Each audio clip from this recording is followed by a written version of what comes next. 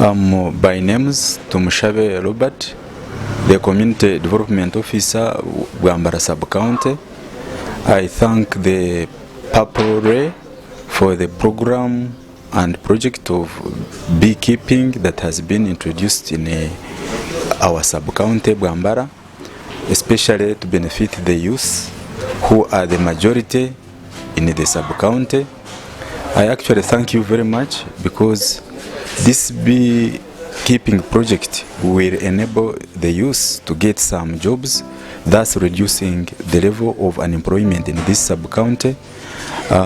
This project will help most of the youth to increase on their incomes and to reduce the level of poverty in this sub-county and this constituency and this in Rukunjiri district. I thank all the stakeholders in this initiative.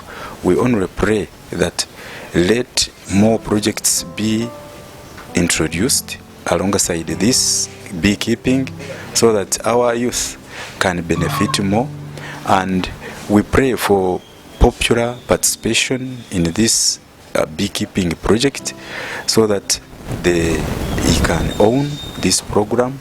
Therefore, I thank the Purple Ray for the work that has been done. We thank the funders of this project.